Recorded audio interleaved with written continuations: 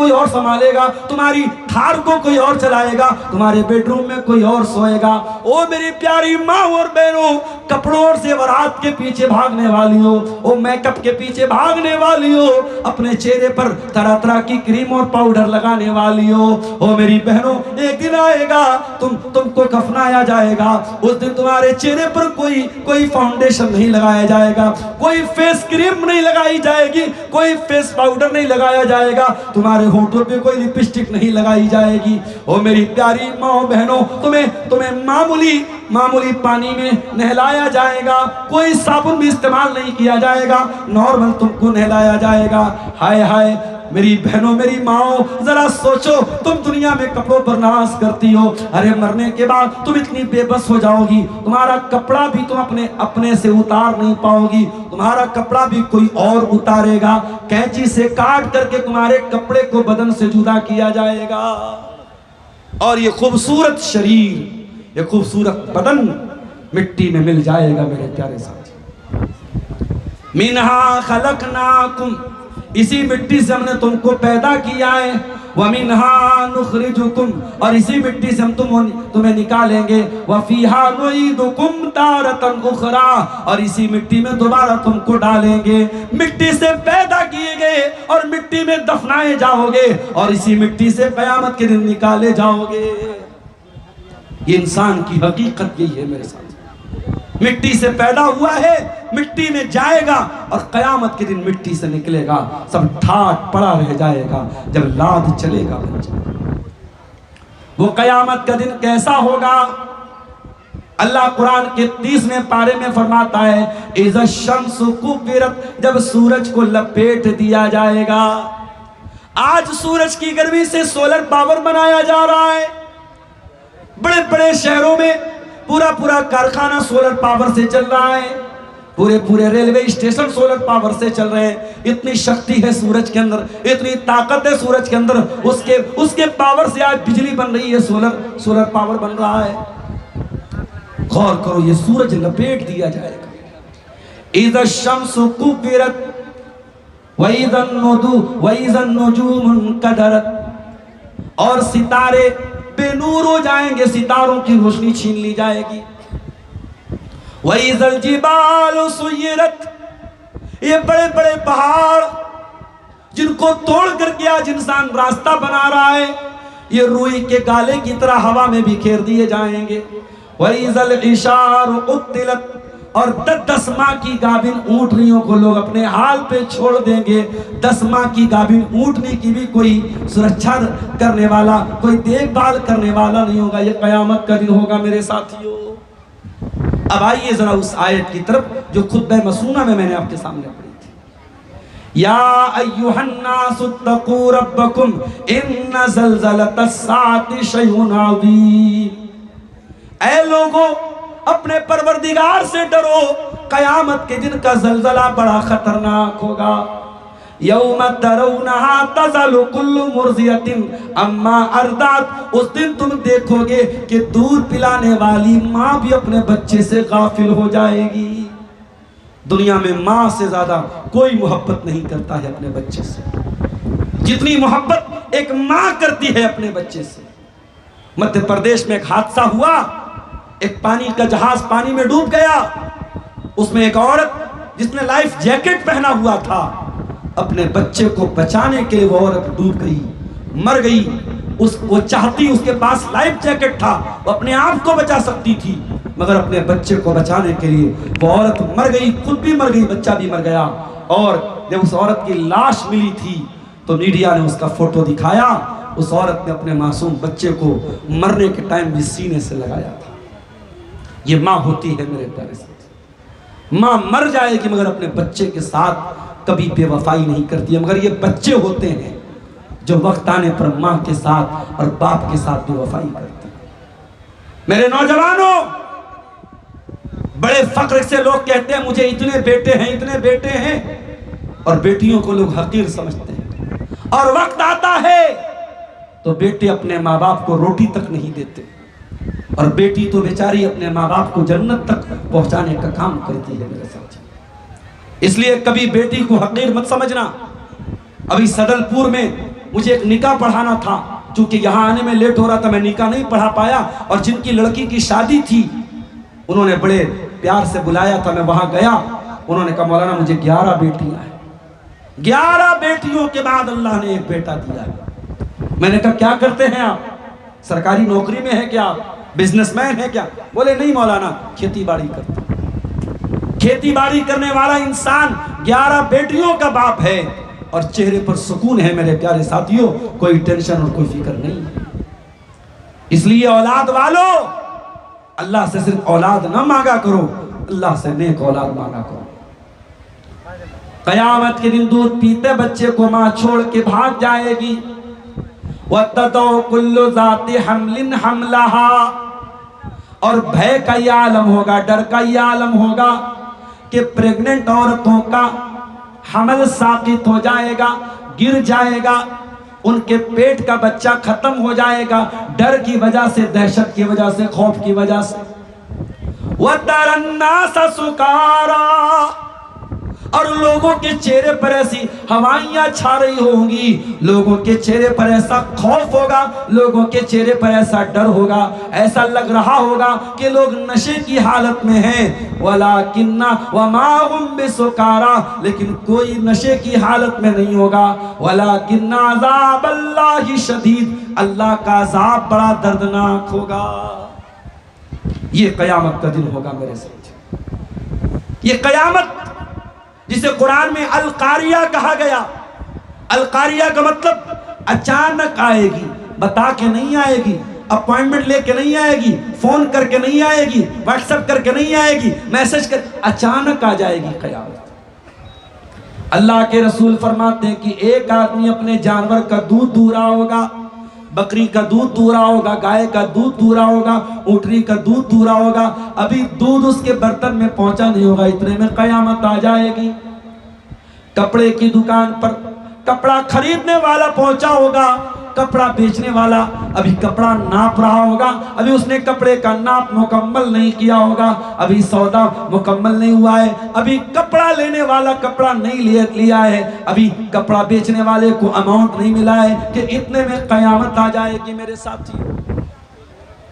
अब आप जरा दिल पर हाथ रख के बताओ मेरे साथी, उस दिन की शिद्दत से और उस दिन की गर्मी से बचाने के लिए आपने क्या उपाय किया है मेरे साथी? दुनिया की गर्मी से बचने के लिए हमने कूलर लगाया, हमने एसी लगाया, हम कार में भी चलते हैं तो एसी लगा के चलते हैं, हम तो ट्रेन में भी सफर करते हैं, गर्मी के मौसम में एसी में जाते हैं। मेरे प्यारे साथियों, कयामत के दिन जब ये सूरज 1 मील की दूरी पर होगा, उस दिन आपको कहां से एसी मिलेगी, कहां से कूलर मिलेगा, कहां से पंखा मिलेगा? आइए अपने नबी से पूछते हैं। अल्लाह के नबी फरमाते हैं, सबअतुन युज़िल्लुहुमुल्लाहु फी ज़िल्लिही यौमा ला ज़िल्ला इल्ला ज़िल्लुहु। कयामत के दिन 7 ऐसे लोग होंगे जिनको अल्लाह ताला अपने अर्श का साया देगा। कयामत के दिन और कोई छाया नहीं होगी और कोई साया नहीं होगा। गर्मी से बचने का एक ही उपाय होगा, अल्लाह ताला अपने अर्श की छाया में कुछ लोगों को जगा देगा। कौन होंगे वो लोग? नंबर 1, इमामुन आदिल, इंसाफ करने वाला बादशाह, इंसाफ करने वाला शासक, इंसाफ करने वाला राजा, जो प्रजा के साथ भेदभाव न करता हो, जो पब्लिक के साथ अन्याय न करता हो, जो कानून को अगर लागू करता हो तो धर्म और जाति के आधार पे कानून को लागू न करता हो, जिसका कानून सबके लिए बराबर हो, वो इंसाफ करने वाला इमाम, वो इंसाफ करने वाला बादशाह कयामत के दिन अर्श का साया पाएगा। और जानते हो, इस्लाम में अन्याय के लिए कोई जगह नहीं है, दुश्मन के साथ भी आपको अन्याय नहीं करना। कुरान तो यहां तक कहता है, वला यजरिमन्नकुम शनआनु कौमिन अला अल्ला तादिलु, तुम अपने दुश्मन के साथ भी अन्याय न करना, ना इंसाफी न करना। एदिलु हुआ अक़रबु लित्तक़वा, मेरे बंदो तुम अदलो इंसाफ किया करो। अल्लाह ताला इंसाफ करने वालों से मोहब्बत करता है, अल्लाह से वही लोग डरते हैं जो इंसाफ करते हैं। नबी की अदालत में केस आया, एक औरत ने चोरी कर ली। इस्लाम में चोरी की सजा हाथ का काटना है। नबी ने फैसला कर दिया, औरत का हाथ काटा जाएगा। औरत बहुत बड़े खानदान की थी, हजरत खालिद बिन वलीद के खानदान की थी, बनु मखजूम की औरत थी, नाम था फातिमा। उसके खानदान के लोगों ने कहा अगर इसका हाथ कट जाएगा पूरे खानदान की नाक कट जाएगी। लोगों ने हिम्मत तो नहीं पड़ी कि अल्लाह के रसूल से कुछ कह सके। लोगों ने अल्लाह के रसूल के बड़े चहेते साहबी, जिनको अल्लाह के नबी बच्चों की तरह प्यार किया करते थे, उसामा बिन ज़ैद, उनसे कहा अय उसामा, आप जरा अल्लाह के रसूल से हमारे हक में सिफारिश करा दीजिए, इस औरत का हाथ ना कटे, कोई और सजा दे दी जाए, कोई और पेनाल्टी दे दी जाए, हाथ ना कटे। बुखारी की रिवायत है, उसामा बिन ज़ैद अल्लाह के रसूल के पास आते हैं, अय अल्लाह के नबी कोई और सजा दे दीजिए, हाथ मत काटिए, बड़े ऊंचे खानदान की औरत है। अल्लाह के प्यारे रसूल का चेहरा गुस्से से लाल हो गया और आपने गुस्से में फरमाया, ऐ उसामा क्या चाहते हो तुम? अतशफ़ू फ़ी हद्द मिन हुदूदिल्लाह, ऐ उसामा क्या तुम चाहते हो मैं अल्लाह के कानून को बदल डालूं? क्या तुम ये चाहते हो कि मैं तुम्हारे लिए अल्लाह के कानून को तोड़ डालूं? ऐ उसामा तुमसे पहले के लोग इसीलिए हलाक हो गए, इसीलिए बर्बाद हो गए। कोई गरीब आदमी अपराध करता था सजा देते थे, कोई बड़ा आदमी वही अपराध करता था छोड़ देते थे। ऐ उसामा कान खोल के सुन लो, व अयमुल्लाह, अल्लाह की कसम, लौ अन्ना फातिमा बिन्त मुहम्मदिन सरकत लक़तातु यदहा, अगर मेरी बेटी फातिमा भी चोरी कर दी थी मैं उसका भी हाथ काटने का हुक्म देता। मेरी अदालत में मेरी बेटी भी बच नहीं सकती थी। ये है इस्लाम का न्याय और ये है इस्लाम का इंसाफ। ओ किताबारी वालों, अल्लाह ने आपको बेटा दिया है, औलाद दिया है, 4 बेटे अल्लाह ने आपको दिए। एक बेटे को आप जमीन में ज्यादा हिस्सा दे दे, जायदाद ज्यादा दे दें, खेती बाड़ी ज्यादा दे दें, और 3 को कम दे दें, ये भी बहुत बड़ा अन्याय है, ये भी बहुत बड़ी नाइंसाफी है। और अल्लाह क्या इसका भी जवाब आपको देना पड़ेगा। अल्लाह के नबी के पास एक ऐसा ही केस आया, एक सहाबी अपने एक बच्चे को खजूर का बाग देना चाहते थे। आपने पूछा ये बताओ क्या और भी बच्चों को खजूर का बाग दिया है? अय अल्लाह के नबी और बच्चों को तो नहीं दिया है, एक ही बेटे को देना चाहता हूँ। आपने फरमाया कान खोल करके सुन लो, इत्तकुल्लाह, अल्लाह से डरो, वादिलू बैना औलादिकुम, अपनी औलाद के साथ इंसाफ करो, अपनी औलाद के साथ अन्याय न करो, अपनी औलाद के साथ ना इंसाफी न करो। ओ गांव वालों, अगर आप गांव के मुखिया हैं, आप कबीले के सरदार हैं, आप अपने इलाके के सरदार हैं और लोग आपके पास फैसला कराने आते हैं, पक्षपात न करना, किसी की तरफदारी न करना, पैसे वाले का साइड न ले लेना, ताकत वाले का फेवर न ले लेना। आपको अगर लोगों ने फैसला करने वाला बनाया है, इंसाफ वाला फैसला करना, तभी क़यामत के दिन की गर्मी से बच पाओगे। अल्लाह के नबी फरमाते हैं इमामुन आदिलुन, इंसाफ करने वाला सरदार, इंसाफ करने वाला सरपंच, इंसाफ करने वाला मुखिया, इंसाफ करने वाला राजा। और आगे बढ़िए, दूसरी चीज, वशाबुन नशाफी इबादतिल्लाह, और वो नौजवान भी अल्लाह के अर्श का साया पाएगा जिसकी जवानी अल्लाह की इबादत में गुजरी हो। ओ लड़कियों के चक्कर में पड़ने वाले मेरे नौजवान भाइयों, इन लड़कियों के चक्कर में पड़ के तुम्हारा माल भी बर्बाद होगा, तुम्हारा शरीर भी बर्बाद होगा, तुम्हारी जवानी भी बर्बाद होगी और तुम अल्लाह को नाराज करके बैठ जाओगे।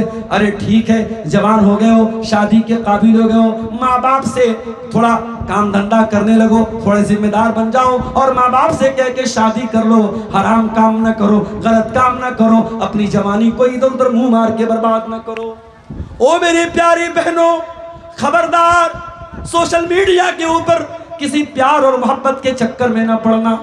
ये प्यार के नाम पे तुम्हें तुम्हारे शरीर को नोचने की साजिशें चल रही हैं। ये मोहब्बत के नाम पे तुम्हारे शरीर का लाभ उठाना चाहता है, तुम्हारी इज्जत को लूटना चाहता है।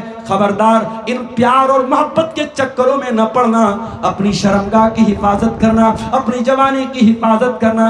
अरे जो प्यार करेगा, जो मोहब्बत करेगा, वो इंस्टाग्राम पे मोहब्बत वाले मैसेज नहीं भेजेगा, वो व्हाट्सएप पे चैटिंग नहीं करेगा, वो फेसबुक पर आपसे फोटो नहीं मांगेगा, वो आपकी नंगी तस्वीरें नहीं मांगेगा। अरे जो मोहब्बत करेगा वो आपके बाप को निकाह का पैगाम भेजेगा, आपको बीवी बनाएगा, हलाल तरीके से, जायज तरीके से, प्रॉपर चैनल से आपको अपनी बीवी बनाएगा और जन्नत में लेके जाएगा। जो मोहब्बत करेगा, जो प्यार करेगा, वो ज़िना करके आपको जहन्नम की आग में नहीं जलाएगा। लिहाजा खबरदार मेरी बहनों, तुम भी सुन लो, मेरे भाइयों तुम भी सुन लो, जवानी को बर्बाद न करो। ये जवानी अल्लाह की बहुत बड़ी नेमत है। क़यामत के दिन अल्लाह के नबी फरमाते हैं 5 सवालों का जवाब दिए बगैर कोई अपनी जगह से हिल नहीं पाएगा। ला तज़ूलु कदम इब्ने आदम, क़यामत के दिन आदम का कोई बेटा हिल नहीं पाएगा जब तक 5 सवालों का जवाब न दे दे। उसमें पहला सवाल होगा अन उम्रिही फीमा अफना। अब्दुल गफ्फार साहब 60 साल जिंदा थे आप, 50 साल जिंदा थे आप, आपने अपनी जिंदगी को कहाँ गुजारा। दूसरा सवाल होगा व अन शबाबिही फीमा अबला। ऐ मेरे बंदे, जब तू 18 साल का हो गया, 16 साल का हो गया, कहीं ऐसा तो नहीं सलमान खान के जैसा बाल रखता था, रोनाल्डो के जैसा बाल रखता था, तू कानों में बाली पहनता था, तू गले में लॉकेट पहनता था, तू हाथ में कड़ा पहनता था, तू चैन पहनता था, तू सुअर और बंदरों के जैसा बाल रखता था, तू ये नंगे धड़ंगे लोगों के जैसा लिबास पहनता था। कहीं ऐसा तो नहीं तू फैशन के चक्कर में बंदरों के जैसा बाल रखता था। तू बता तेरी जवानी कहाँ गुजरी। तूने जवानी में कहीं ऐसा तो नहीं शराब का नशा किया, सिगरेट का नशा किया, तूने बाइक से स्टैंडर्ड दिखाए, तूने लड़कियों को रिझाने के लिए गलत काम किए। वअन शबाबिही फीमा अबला, जवानी को तूने कहा। जनरेटर का तेल खत्म हो गया है, जिसकी जिम्मेदारी है जनरेटर में तेल डालना। इसीलिए अल्लाह के रसूल फरमाते हैं अल्लाह ताला उस नौजवान से मोहब्बत करता है जो नौजवान इन्नल्लाह लयूजिबु बिश्शाबी लैसा लहू सफ़वा, जो नौजवान अपनी जवानी का मिसयूज न करता हो, दुरुपयोग न करता हो, जो अपनी जवानी में अपने आप को कंट्रोल करता हो, जो अपनी इच्छाओं को कंट्रोल करता हो, अपने आप को नाजायज कामों से बचाता हो, वो नौजवान अल्लाह ताला उससे मोहब्बत करता है। मेरे नौजवानों, इबादत में गुजारो अपनी जवानी। ठीक है, मैं ये नहीं कहता कि आप तहज्जुद ही पढ़ें, यह अलग बात है। कोई तहज्जुद पढ़ता है तो बहुत अच्छी बात है। आज जुमा का दिन था, फजर की नमाज आपने अगर मस्जिद में पढ़ी होगी, इमाम साहब ने पहली रकात पे सूरह सज्दा पढ़ाई होगी और सूरह सज्दा में ये आयत भी आपने पढ़ी होगी ततजाफा जुनूबुहुम अनिल मदाजिह। अल्लाह कहता है मेरे कुछ ऐसे भी बंदे होते हैं जब दुनिया रात में बिस्तर पे सोती रहती है, इंस्टाग्राम में लगी रहती है, फेसबुक पे लगी रहती है, दुनिया अपने अपने कामों में मशगूल रहती है। ततजाफा जुनूबुहुम अनिल मज़ाजिह, मेरे कुछ बंदे ऐसे होते हैं जो बिस्तर से अलग रहते हैं। ततजाफा जुनूबुहुम अनिल मज़ाजिह यदऊन रब्बहुम, वो अपने रब से दुआएं करते हैं, खड़े होकर दुआएं करते हैं, बैठ करके दुआएं करते हैं। मेरे प्यारे साथियों, तहज्जुद की नमाज आपको पढ़ने की तौफीक मिलती है तो बहुत अच्छी बात है। अगर तहज्जुद नहीं पढ़ते हो तो कम से कम 5 टाइम की नमाज की पाबंदी करो। ये दूसरा आदमी है जिसको क़यामत के दिन अल्लाह के अर्श का साया मिले। तीसरा आदमी फरमाया वरजुलुन क़ल्बुहु मुअल्लक़ुन बिल मसाजिद, क़यामत के दिन अल्लाह ताला अपने अर्श का साया उस नौजवान को भी देगा, उस औरत को भी देगा, उस आदमी को भी देगा जिसका दिल नमाज में अटका हो। हमारा दिल तो मोबाइल में अटका है, हमारा मोबाइल तो चंद मिनट के लिए डिस्चार्ज हो जाए हम तड़पने लगते हैं बगैर पानी की मछली की तरह। पता नहीं किसका किसका कॉल आया होगा, किसका किसका मैसेज आया होगा। हर 5 मिनट में मोबाइल खोल के देखते हैं किसका कॉल आया, किसका मैसेज आया। ओ लोगों, हमने मोबाइल से दिल लगाते हुए देखा है, हमने लड़कियों से दिल लगाते हुए देखा है, हमने वीडियो गेम से दिल लगाते हुए देखा है। लेकिन अल्लाह के कुछ बंदे ऐसे होते हैं जो नमाज के साथ अपना दिल लगा लेते हैं। अल्लाह के नबी फरमाते हैं जो नमाज के साथ अपना दिल लगा लेगा, जो मस्जिद के साथ अपना दिल लगा लेगा, उसको अल्लाह अपने अर्श का साया देगा। मस्जिद में आप दाखिल हुए, मुअज्जिन साहब झाड़ू दे रहे थे, आपने कहा यह काम तो मुअज्जिन का है, मैं नहीं करूंगा। एक सोच तो यह है मुअज्जिन झाड़ू दे रहा है, मैं नहीं दूंगा, और एक सोच ये है अगर अपने घर में झाड़ू दे सकता हूं, यह अल्लाह का घर है। मुअज्जिन साहब दीजिए, मैं थोड़ा सा झाड़ू लगा दूं। मुअज्जिन साहब दीजिए, मैं थोड़ा सा चटाई को बिछा देता हूं, मैं थोड़ी मस्जिद की खिदमत कर देता हूं। मस्जिद की तामीर का काम चल रहा है, 2-4 ईंटें मजदूरों को मैं उठा के दे देता हूं, 2-4 मेरे भी पसीने की बूंदें मस्जिद में शामिल हो जाएं। ये सोच भी हो सकती है मेरे प्यारे साथियों। अगर आपका दिल मस्जिद से लगा हुआ है तो ये चीज भी क़यामत के दिन अल्लाह के अर्श का साया आपको देगी। इसलिए नमाज की पाबंदी करो मेरे साथी, ऐसी पाबंदी करो, क्या तमाशा है, ऐसी पाबंदी करो कि इशा की नमाज पढ़ के सो जाओ तो फजर की चिंता हो, फजर पढ़ के आओ तो ज़ोहर की प्लानिंग करो, ज़ोहर पढ़ के आओ तो असर की प्लानिंग करो, हर नमाज की चिंता हो, हर नमाज को जमात के साथ टाइम के ऊपर पढ़ो। ये ऐसी चिंता, ऐसी फिक्र आपके अंदर पैदा हो जाए तो क़यामत के दिन अल्लाह ताला आपको अपने अर्श का साया देगा। और आइए जल्दी जल्दी बयान कर देते हैं। तीसरा आदमी, पहला आदमी इमामुन आदिल, दूसरा आदमी वो नौजवान जिसकी जवानी अल्लाह की इबादत में गुजरी हो, तीसरा आदमी जिसका दिल मस्जिद में अटका हो, और चौथा आदमी फरमाया व रजुलानी तहाब्बा फिल्लाहि इज्तमा अलैहि व तफर्रका अलैहि, 2 लोग आपस में मोहब्बत करते हो अल्लाह के लिए, अल्लाह के लिए मिलते हो, अल्लाह के लिए जुदा होते हो। अब्दुल गफ्फार साहब, आज अल्लाह के लिए मोहब्बत करने वाले बहुत कम मिलेंगे। कोई किसी से प्यार से मिलता है, उससे कोई फायदा है, कोई जमीनो जायदाद का मामला है, कोई रुपये पैसे का मामला है, लेकिन एक इंसान दूसरे मुसलमान से मोहब्बत करता है सिर्फ इस बुनियाद पे करता है ये मुवहिद बंदा है, ये मोमिन बंदा है, ये नमाजी बंदा है, ये आलिम है, ये तकरीरें करता है, ये दीन पढ़ाता है, ये दीन का टीचर है, ये दीन का उस्ताद है, ये हाफिज कुरान है, ये हमारा हीरो है, हम इससे मोहब्बत करते हैं। आपने अगर अल्लाह के लिए किसी से मोहब्बत की है, अल्लाह के नबी फरमाते हैं अगर 2 लोग आपस में अल्लाह के लिए मोहब्बत करते हैं तो उन दोनों लोगों को भी अल्लाह ताला क़यामत में अपने अर्श का साया देगा। अल्लाह के रसूल फरमाते हैं एक आदमी अपने भाई से मिलने जा रहा था दूसरे गांव में, रास्ते में फरिश्ता मिला, फरिश्ते ने पूछा कहाँ जा रहे हो? कहा फला गांव जा रहा हूँ। कहा किस लिए जा रहे हो? कहा अपने फला भाई से मिलने जा रहा हूँ। फरिश्ते ने पूछा हल लक मिन निअमतिन तरुबुहा, क्यों मिलने जा रहे हो? क्या कोई एहसान का बदला उतारना है? क्या कोई काम है, कोई धंधा है, कोई कारोबार है, कोई मकसद है? कहता है नहीं नहीं, इन्नी उहिब्बुहु फिल्लाह, वो मेरा मुसलमान भाई है, वो मेरा मोमिन भाई है, मैं अल्लाह के लिए उससे मोहब्बत करता हूँ। अल्लाह के नबी फरमाते हैं अल्लाह ताला फरिश्ते से कहता है जाओ मेरे बंदे से कह दो कि जब तू अल्लाह के लिए उससे मोहब्बत करता है तो जा, अल्लाह ताला भी ऐलान कर रहा है कि अल्लाह ताला भी तुझसे मोहब्बत करता है। अल्लाह, ऐसी सच्ची मोहब्बत। अब यहाँ मोहब्बत में वो लड़का लड़की वाली मोहब्बत को मत ले आना, वो मोहब्बत अल्लाह के लिए नहीं होती। यहाँ ईमान की रिश्ते की बुनियाद पर अभी आप देखिए उत्तर प्रदेश के शामली के मोहम्मद अली का नाम इस वक्त मीडिया में बड़ा चर्चित है, जिसको ये इल्जाम लगाया जा रहा है कि उसका जबरन धर्मांतरण कराया गया है, उसको जबरदस्ती इस्लाम कबूल करवाया गया है। मोहम्मद अली कहता है कि नहीं साहब, मैंने अपनी मर्जी से इस्लाम कबूल किया। लोगों ने कहा आपका करोड़पति बाप जायदाद से बेदखल कर देगा, क्या आप जायदाद छोड़ देंगे या इस्लाम को छोड़ देंगे? उसने कहा इस्लाम तो नहीं छोड़ सकता, मेरे एक हाथ पे कोई चांद रख दे और एक हाथ पे सूरज रख दे और फिर कहे कि तू इस्लाम को छोड़ दे, तब भी मैं इस्लाम को नहीं छोड़ूंगा। मीडिया वालों, तुम्हारा दांव तो उल्टा पड़ गया।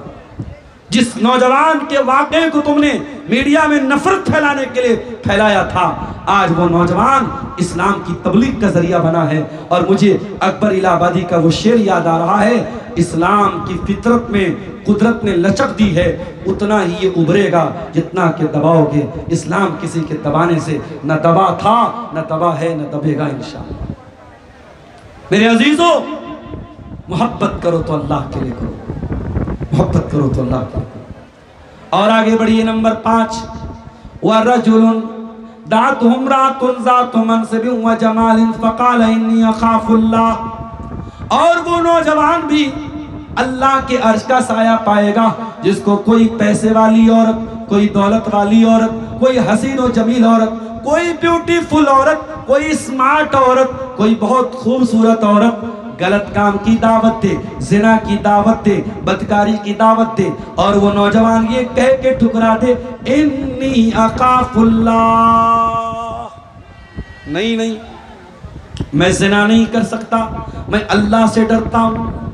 इस पर भी कई वाकयात हैं, मेरे पास वक्त कम है, मैं वाकयात बयान नहीं कर रहा हूँ। बस इतना समझ लो मेरे प्यारे साथियों, हालात जितने भी नाजुक हो जाए, नौजवानों कान खोल के सुन लो, हालात जितने भी नाजुक हो जाएं, जिना आपके लिए हलाल नहीं है, आपके लिए निकाह हलाल है। इसलिए शेरशाबादी लोगों, इसलिए सीमांचल वालों, इसलिए किताबारी वालों, अपने नौजवानों की सही टाइम पे शादी करो, लड़कियों की भी सही टाइम पे शादी करो, लड़कों की भी सही टाइम पे शादी करो।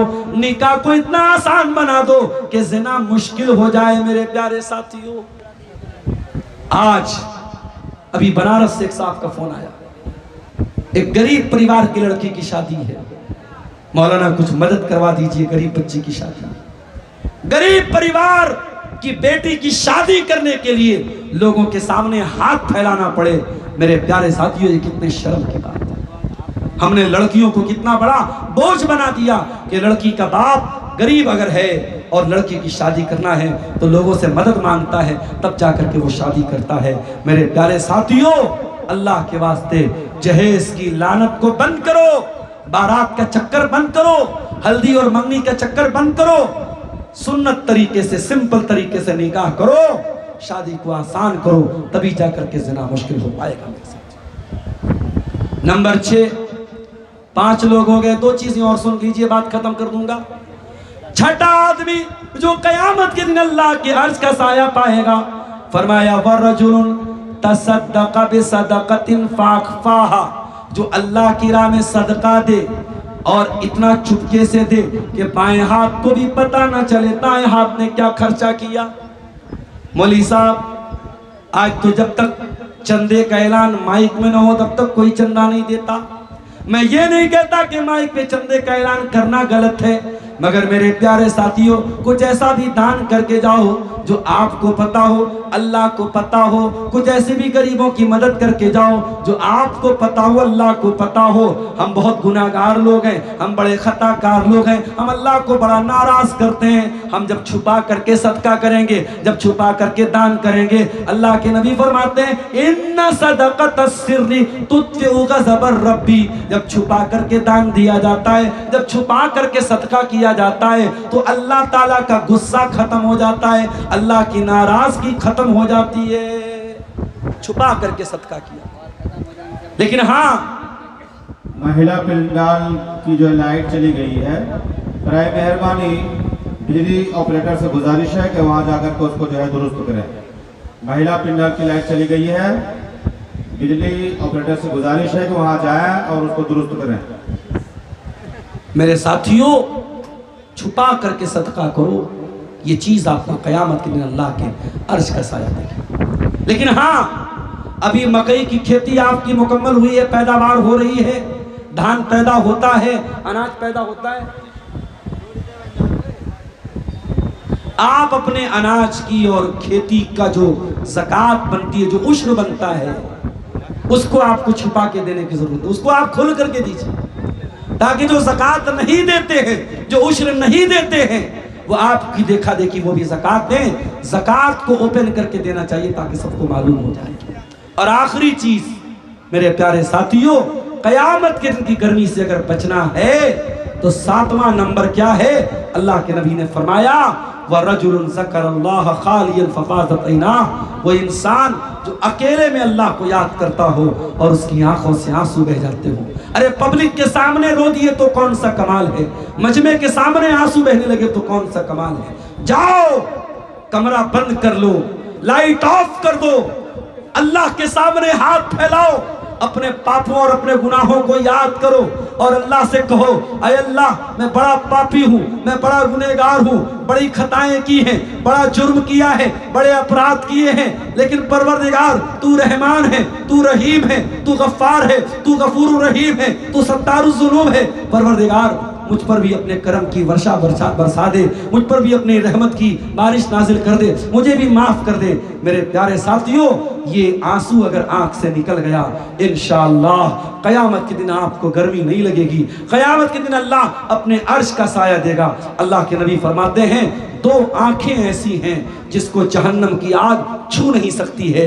एक वो आंख जो अल्लाह के खौफ से आंसू बहाती हो, और दूसरी वो आंख जो अल्लाह की राह में चौकीदारी करती हो। ये दो आंखें हैं जो जहन्नम की आग में नहीं जलेगी। ये चंद बातें क़यामत के दिन की हौलनाकियों के ताल्लुक से और क़यामत के दिन की गर्मी से हम कैसे बचें, इस मौजू पर आपके सामने रखी गई। 12 बज चुके हैं, मुझे निकलना है, लंबा सफ़र है। आप हज़रात से दुआओं की दरख्वास्त है, दुआ है रब्बुल आलमीन से, इलाहुल आलमीन हमें कहने सुनने से ज़्यादा अमल की तौफीक अता फरमाए। अल्लाह फ़िक्र आखिरत की तौफीक दे। अल्लाह हमारे नौजवानों की इस्लाह फरमाए, माँ बहनों की इस्लाह फरमाए। अल्लाह आज के इस जलसे को कामयाब बनाए। आप हजरात को अल्लाह तौफीक दे, दिल खोल के आप ताउन करें और आखिर तक आप जलसे को कामयाब बनाएं। अल्लाह ताला हम जितने उलमा यहाँ आए हैं सबकी हिफाजत फरमाए, हमारे देश की हिफाजत फरमाए, ईमान पर जिंदा रखे और ईमान पर हमारा खात्मा। एक मरहमा है, उसका बेटे 5 बेटी। अच्छा, मोहम्मद अली का 5 बेटी। अच्छा, डेथ कर गए हैं। अच्छा, 5 बेटी जो है ना 6,000 रुपया दिया। वो सब बेटी मिल के दिया है? हाँ, बेटी मिलकर 5 बेटी। क्या नाम है? मोहम्मद अली। मोहम्मद अली का बेटी। मोहम्मद अली साहब इंतकाल हो गया ना उनका? जी, इंतकाल हो गया। मोहम्मद अली साहब मरहूम हैं, उनकी अहलिया हैं और उनकी 6 बेटियां हैं। उन बेटियों ने मिल करके ये 6,000 रुपया ताउन पेश किया है। और उसका बहन एक जन हॉस्पिटल, दिल्ली हॉस्पिटल में एडमिट है। हाँ, एडमिट है। उनकी मोहम्मद अली साहब की बहन है? नहीं, मोहम्मद अली साहब बेटी। उनकी कोई बेटी है, वो दिल्ली में एडमिट हैं, बीमार हैं। अल्लाह ताला उनको शिफाए कामिला अजला अता फरमाए, मोहम्मद अली साहब की मग़फ़िरत फरमाए, उनकी बेटियों की अल्लाह ताला हिफाजत फरमाए और उनके इस चंदे को कबूल फरमाए। मेरे भाइयों, मौलाना हुसैन सलफ़ी मेरे पीछे आ रहे हैं। इंशाअल्लाह वो बेहतरीन तरीके से तकरीर भी करेंगे और आपसे कलेक्शन करेंगे। मेरे पास वक्त कम है, मैं निकल रहा हूँ, आप मुझे इजाज़त दें। वालिदैन के माल पर बेटी का कितना हक है? देखिए, वालिदैन अगर अपनी ज़िंदगी में माल बांट रहे हैं तो बेटा बेटी को बराबर देना पड़ेगा। माँ बाप के मरने के बाद जब उनकी वरासत बटेगी तो वो बेटे को बेटी का डबल मिलेगा। जिस हिसाब से बेटे बेटियों की तादाद होगी उस हिसाब से उसको कैलकुलेट कर दिया जाएगा, लेकिन हिस्सा ऐसे लगेगा कि बेटे को बेटी का डबल मिलेगा। लेकिन ज़िंदगी में अगर देगा तो बराबर बराबर देना पड़ेगा। वल्लाहु आलम बिस्सवाब। वस्सलामु अलैकुम वरहमतुल्लाह।